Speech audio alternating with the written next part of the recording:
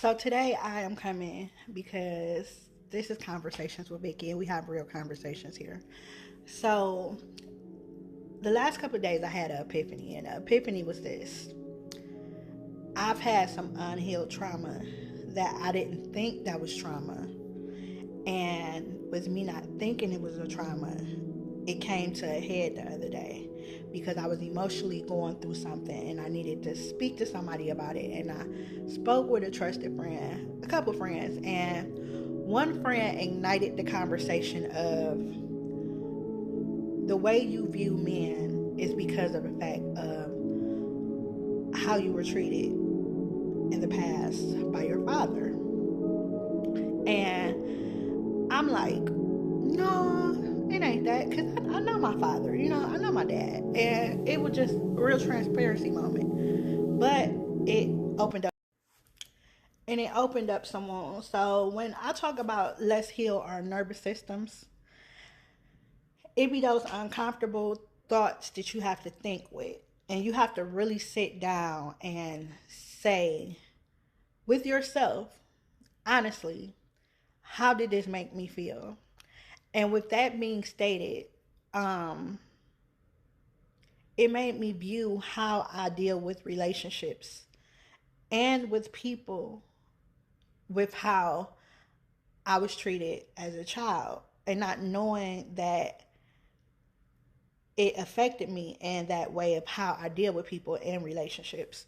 So with that being stated, like sometimes you have that unmarking situation of this is how I go into these situations because of not being properly loved correctly.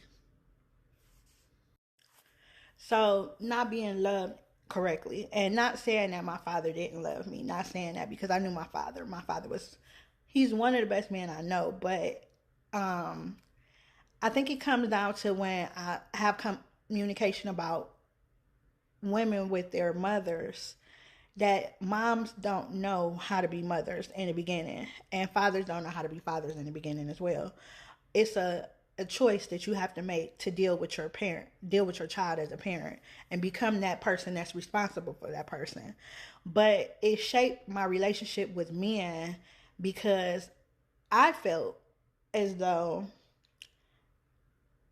and because me being the oldest, I felt as though my father put more emphasis on my younger siblings than on me because I was a stronger person and and I was well taken care of.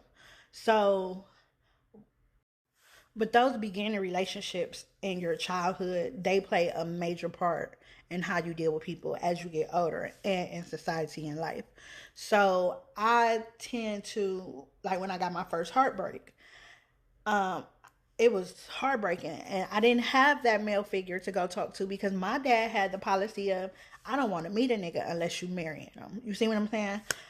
So with that being stated, like I didn't really have that outlet to talk about that emotions, so I had to deal with that by myself. And with that being stated, how I dealt with my relationships with choosing people and how I had a defense mechanism put up because of the fact that men don't actively know how to communicate with feelings and emotions. So we as women, we are any kind of by ourselves unless you have an emotionally available man. So with that being stated, it was an eye opener. So to speak on the nervous system with dealing with people and how we interact with people, we go through a flight or flight mode to where it's I don't want to be hurt. I don't want to go through that same emotion I felt back then, and I don't want to ever feel that way again. So we as people, not just women, men as well, we put that emotional wall up to where somebody can't penetrate it, and it makes it hard for somebody to actually come in and love you because they're not breaking down the exterior of what somebody else did.